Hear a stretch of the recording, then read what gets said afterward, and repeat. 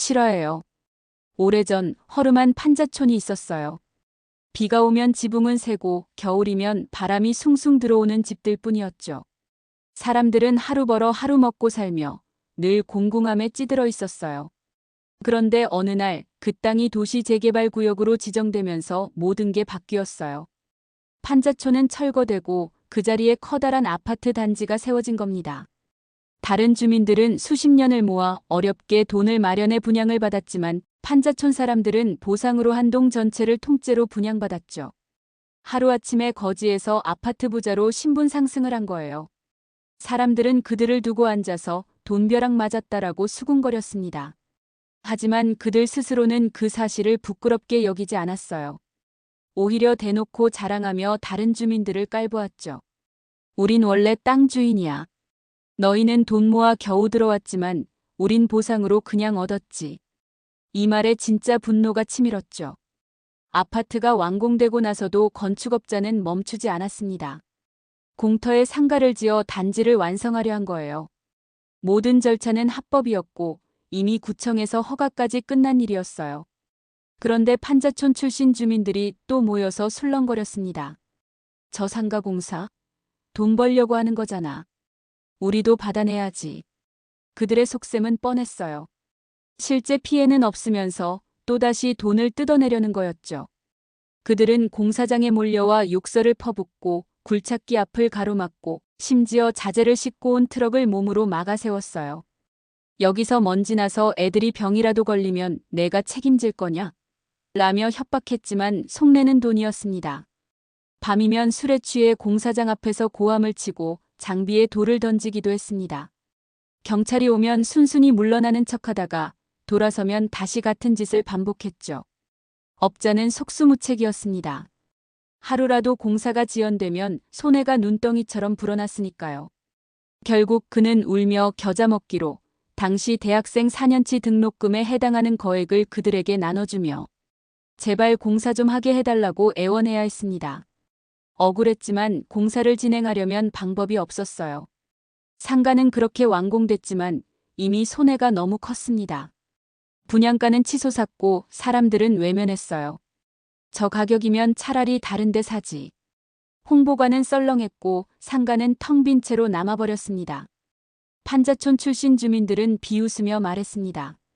봐라, 우리 덕에 망했네. 결국 돈은 우리 주머니로 들어왔지. 업자는 술잔을 기울이며 한탄했어요.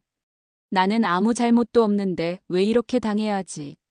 결국 상가는 팔리지 않아 그의 소유로 남게 되었고 세월이 흘러 장손에게 물려졌습니다. 손자는 달랐습니다. 그는 물려받은 상가를 국가 정책 사업에 활용하려 했어요. 공익에도 도움이 되는 일이었죠.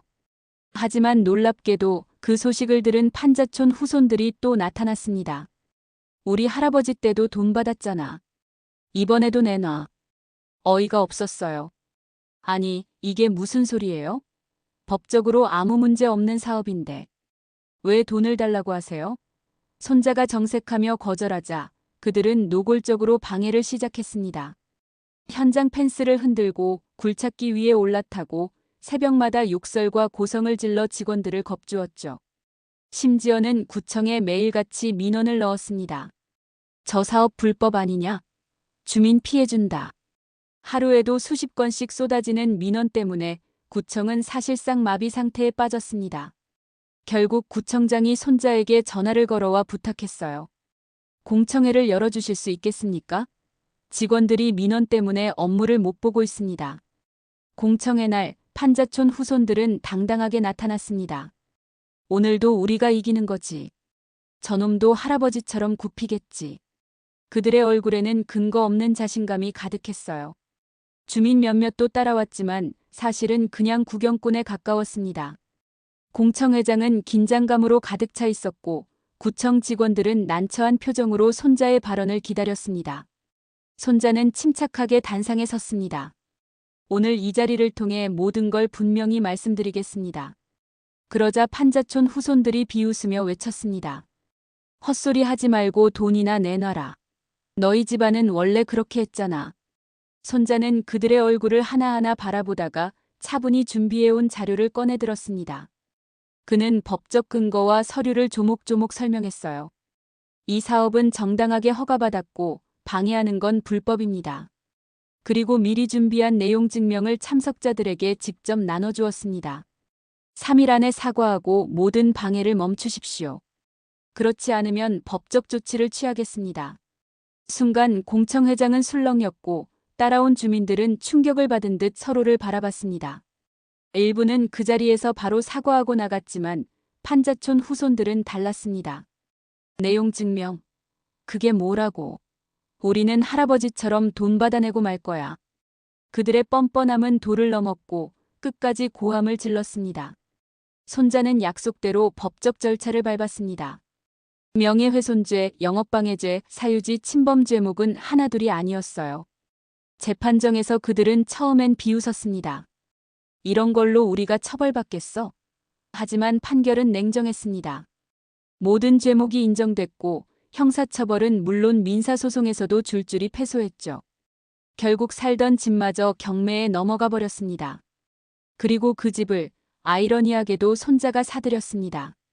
한때 끝까지 버티겠다던 그들의 목소리는 이제 어디에도 들리지 않았습니다. 실화라서 더 통쾌해요. 손자는 경매로 사들인 집을 바라보며 조용히 웃었습니다. 할아버지가 억울하게 돈을 뜯기고도 상가 분양 실패로 고생했던 과거와는 달랐어요. 이제는 법과 정의가 확실히 그의 편이었으니까요. 거지들은 돈에 눈이 멀어 스스로를 무너뜨렸고 손자는 정당함으로 더 큰 부를 얻게 되었습니다. 결국 상가와 집들은 다시 재건축되었고 손자는 할아버지보다 훨씬 더 큰 부자가 되었어요. 그는 마지막으로 이렇게 말했습니다. 남 잘 되는 걸 못 보는 욕심은 결국 자기 발목을 잡는 거예요. 그 말은 듣는 이들의 마음속에 사이다처럼 확실히 남았습니다.